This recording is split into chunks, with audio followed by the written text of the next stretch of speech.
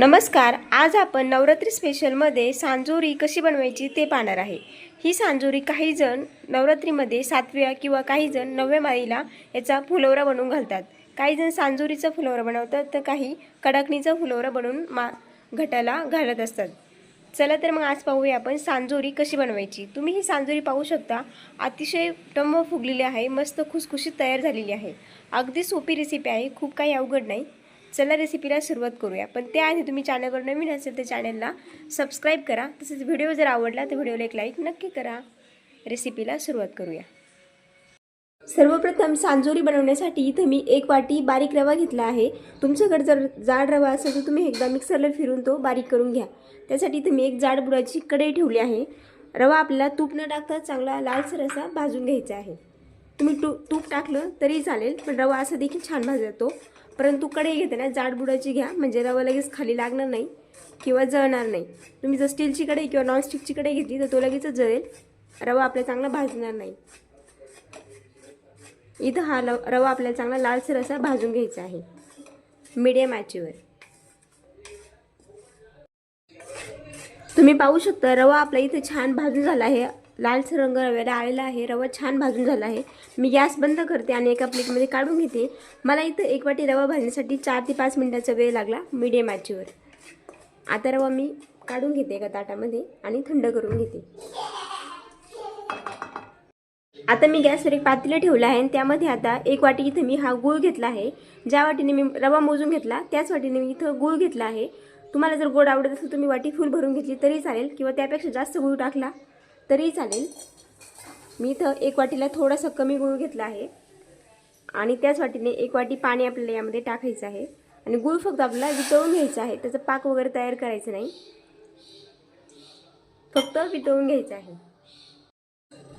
तुम्ही इथे पाहू शकता गूळ आपला छान इथं वितळला आहे. आपलं गुळाचं पाणी देखील इथं तयार झालं आहे. मी गॅस बंद करते आणि आता पाणी देखील आपल्याला पूर्णपणे थंड करून घ्यायचं आहे. रवा आपला इथं थंड झालेला आहे. आता आपण पाणी देखील थंड करून घेऊ. पूर्णपणे पाणी थंड करायचं आणि रवा देखील. आता एका बाउलमध्ये थंड केलेला रवा आपल्याला टाकून घ्यायचा आहे आणि गुळाचं पाणी देखील मी इथं पूर्णपणे थंड करून घेतलं आहे. आता लगेचच त्याच रव्यामध्ये आपल्याला गुळाचं पाणी गाळून घ्यायचं आहे. मी पूर्ण पाण्याचा इथे वापर करते. रवा आपल्याला पाण्यामध्ये चांगला मिक्स करून घ्यायचा आहे. आता तुम्हाला हे थोडंसं पातळ वाटेल, पण थोड्या वेळाने रवा फुलतो जसा वेळ जातो तसा, आणि आपलं मिश्रण आहे, सारण आहे, ते घट्टसर होतं. गुळाच्या पाण्यामध्ये आपला रवा आहे तो चांगला मिक्स करून घ्यायचा. रवा मिक्स झाला की लगेचच त्यामध्ये 1 चमचा वेलची पूड घेतलेली आहे ती टाकून घेते. त्यानंतर इथं मी सुक्या खोबऱ्याचा किस करून घेतला आहे अर्धी वाटी, तो यामध्ये टाकून घ्यायचा आहे आणि पुन्हा मिक्स करायचं. तुम्ही पाहू शकता लगेचच आपलं सारण आहे ते असं घट्टसर वाटायला सुरुवात झाली आहे. घट्टसर होतं लगेचच, रवा जसा फुलतो तसं. तुम्हाला जर सांजोरी आजच बनवायची असेल एका दिवसात तर तुम्ही हे सारण सकाळी तयार करून ठेवा आणि संध्याकाळी याची सांजोरी बनवायला घ्या. पण तुमच्याकडे वेळ असेल तर तुम्ही रात्री सारण तयार करून ठेवा, म्हणजे ते रात्रभर खूप छान भिजतं आणि सांजोरी देखील आपली छान तयार होते. दुसऱ्या दिवशी सांजोरी तुम्ही तयार करायला घ्या. हे बघा मी पूर्णपणे छान इथं असं मिक्स करून घेतलं आहे. आता एक यावर झाकण ठेवून हे सारण 5 ते 6 तासासाठी मुरण्यासाठी आपल्याला ठेवून द्यायचं आहे. तुम्ही जर रात्री सारण तयार करून ठेवलं तर चांगलीच गोष्ट आहे, ते सारण छान मुरतं आणि सांजोरी आपली छान तयार होते. पण मी हे सकाळी आता सारण तयार करून ठेवलं आहे आणि याची संध्याकाळी सांजोरी तयार करायला घेणार आहे. 5 ते 6 तास सारण आपलं छान मुरलं पाहिजे. तुम्ही ते पाहू शकता मी एका प्लेटमध्ये आपले हे सारण आहे ते काढून घेतलं आहे. मी पूर्ण रात्रभर हे सारण आपलं असं मुरत ठेवलं होतं. तुम्ही पाहू शकता छान कोरडं कोरडं इथं तयार झालेलं आहे. आता आपण लगेचच सांजोरीचं पीठ तयार करून घेऊ. हे मी पूर्ण रात्र मुरत ठेवलं होतं. काल मी दुपारी हे तयार केलं होतं आणि आज दुपारी मी हे सांजोरी तयार करायला घेतली. छान सारण हे मुरलेलं आहे, रवा देखील छान फुलला आहे. आता आपण सांजोरीचं पीठ तयार करून घेऊ. सांजोरीचं पीठ तयार करण्यासाठी एका ताटामध्ये मी इथं 1 वाटी मैदा घेते. मैदा हा मी स्वच्छ चाळून घेतलेला आहे. त्यामध्ये मी 1 चमचा साखर टाकते. साखरेने आपल्या सांजोरीला कलर खूप छान येतो. छोटा 1 चमचा साखर टाकलेली आहे मी. थोडंसं मीठ चवीनुसार आणि हे कोरडे जिन्नस आधी आपल्याला पिठामध्ये चांगले मिक्स करून घ्यायचे आहे.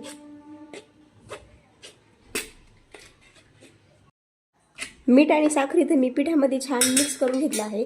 आता लगेचच मी इथं एक मोठा चमचा तेल कडकडीत गरम करून घेतलं आहे. तेलाची मोहन टाकायची आहे आपल्याला, ते देखील यामध्ये टाकून घ्यायचं आहे. आणि गरम असल्यामुळे मी आधी चमच्याने मिक्स करते. त्यानंतर आपल्याला मैदा तेलाला चांगला चोळून घ्यायचा आहे. हवं असल्यास तुम्ही इथं तेलाच्या ऐवजी तुपाचा वापर केला तरीही चालेल. तेल इथं पूर्णपणे आपल्या मैद्याला छान चोळून घ्यायचं आहे. त्याने आपले सांजुरं मस्त खुसखुशीत असे तयार होतात.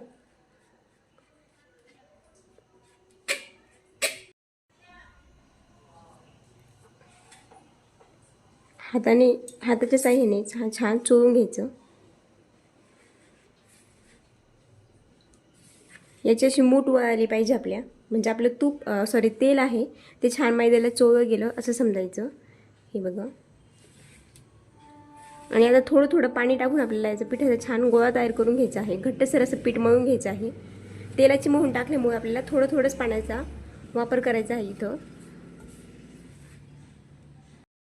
थोडं थोडं पाणी टाकून हे पीठ मी मळून घेते.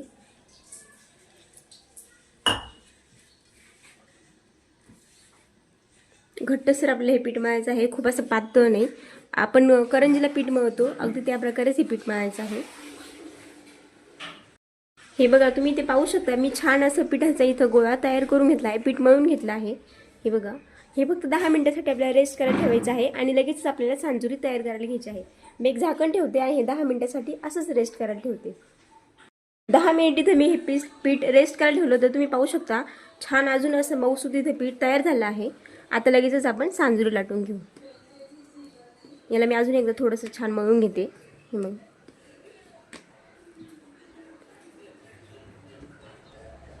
इथे मी पिठाचा छोटासा असा उंडा तयार करून घेतला आहे. आपल्याला पुरी अतिशय पातळ लाटून घ्यायची आहे. त्यासाठी इथे मी एक छोटीशी अशी पारी तयार करून घेते. पुरी लाटून घेते, पातळ लाटायची आहे खूप.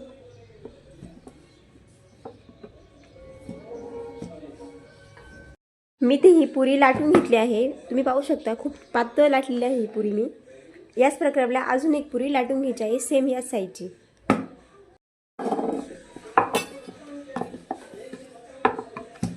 तुम्ही लागलं तर थोडंसं पिठाचा वापर करू शकता पुरी लाटण्यासाठी, पण अतिशय पातळ इथं पुरी लाटून घ्या.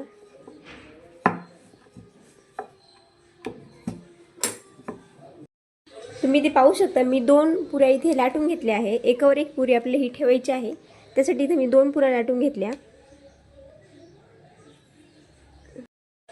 यावर आपल्याला सारण भरून घ्यायचं आहे, जे तयार केलं होतं ते.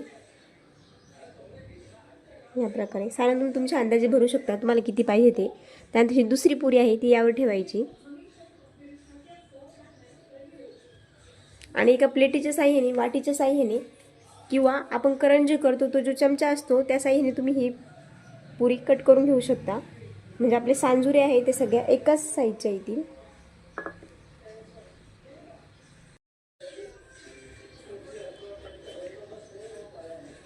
मी इथे ही वाटीच्या साह्याने आपली सांजुरी आहे ती तयार करून घेतली आहे. बघा, या प्रकारे लागलं तर आपल्याला याच्या कडा दाबून घ्यायच्या आहे. तुम्ही चमच्याच्या साह्याने देखील हे करू शकता. करंजीचा जो चमचा असतो आपला त्याच्या साह्याने.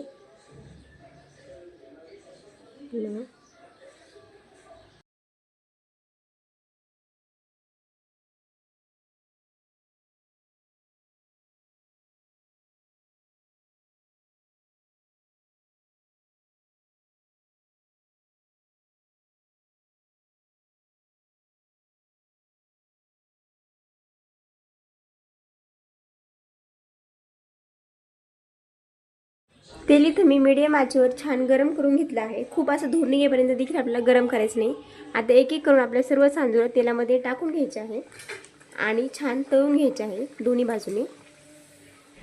हे बघा, तुम्ही सांजुरी पाहू शकता छान टम्म फुगते तेलामध्ये.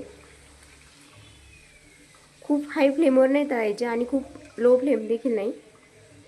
हे बघा, तुम्ही पाहू शकता किती टम्म छान फुगलेली आहे आपली ही सांजुरी. दोन्ही बाजूने एकसारख्या रंगावर, सोनेरी रंगावर तळून घ्यायचे आहे. साखर टाकल्यामुळे तुम्ही पाहू शकता छान कलर आला आहे आपल्या सांजुरीला.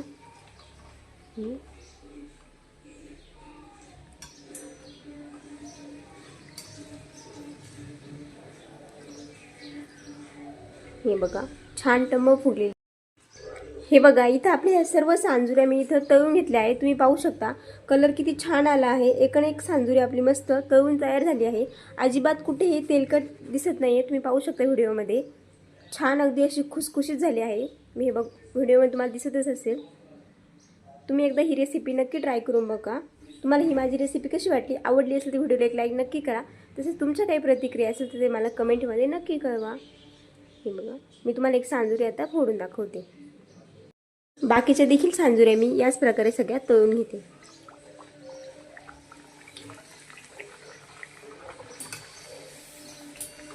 त्याला तळण्यासाठी खूप वेळ लागत नाही. एक अर्धा मिनिट खूप होतो एक सांजुरी तळण्यासाठी. हे बघा किती छान एकण एक सांजुरी आपली टम्म फुगते.